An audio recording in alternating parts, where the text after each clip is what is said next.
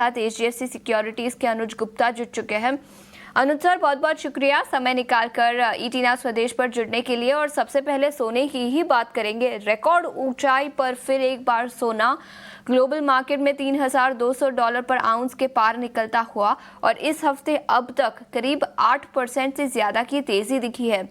क्या आपको लगता है सोने में जो तेजी दिखी है वो कंटिन्यू होती हुई नजर आएगी? और ट्रेडिंग के लिहाज से ट्रेडर्स के लिए अब किस तरह की रणनीति बनानी चाहिए? Good morning. देखिए, हमने देखा है कि इंटरनेशनल मार्केट में गोल्ड सिल्वर में एक अच्छा मोमेंटम रहा है और गोल्ड अगर आप देखेंगे तो इंटरनेशनल मार्केट में लाइफ टाइम हाई पे चल रहा है।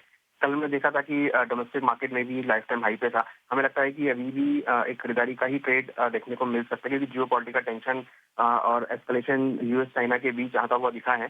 तो हमें लगता है कि खरीदारी का ट्रेड लेना चाहिए और शॉर्ट टर्म में हमें लगता है कि गोल्ड का भाव अगेन 92,500 तक के लेवल को दिखा सकता है। इंट्राडे के लिए देखें तो सिल्वर में खरीदारी करना चाहिए करीबन 91,700 के आसपास में। स्टॉप लॉस 90,700 का लगाए, टारगेट 93,175 तक देखने को मिल सकता है। ठीक है, तो ये नजरिया सोने पर। और इसके अलावा चांदी पर खरीदारी की राय 90,700 के स्टॉप लॉस के साथ 93,175 के लेवल्स MCX पर नजर आ सकते हैं।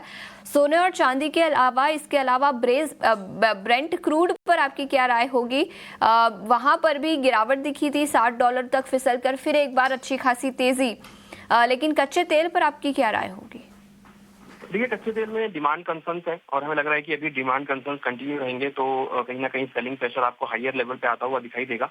तो क्रूड में करीबन 5,195 के आसपास बिकवाली का ट्रेड ले सकते हैं।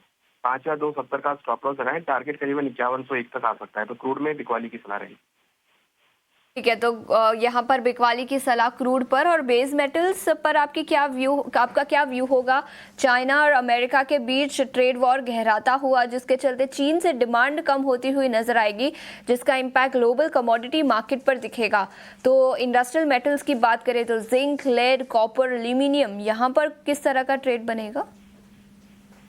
देखिए, बेस मेटल में हमें लगता है कि मिला जुला कारोबार रह सकता है, कि रेंज बाउंड मार्केट रह सकती है। हालांकि लोअर लेवल पे आपको खरीदारी देखने को मिल सकती है। तो हमें लगता है कि कहीं ना कहीं मार्केट थोड़ा रेंज बाउंड रहेगा, बट हाँ, लोअर लेवल पे आपको कॉपर में और जिंक में खरीदारी का ट्रेड देखने को मिल सकता है। ठीक है, तो ये नजरिया बेस मेटल्स और कमोडिटी मार्केट पर। अनुज सर, बहुत बहुत शुक्रिया समय निकालकर ईटीना स्वदेश पर जुड़ने के लिए। गिफ्ट निफ्टी से पॉजिटिव ओपनिंग के संकेत, लेकिन ऐसे में किस तरह की रणनीति बनानी चाहिए? पिछले कुछ दिनों से इंडियन मार्केट्स और ग्लोबल मार्केट्स में काफी वॉलेटिलिटी दिखी है। इस पर विस्तार में चर्चा करेंगे एक छोटे से ब्रेक के बाद। बने रहिए हमारे साथ। नमस्कार।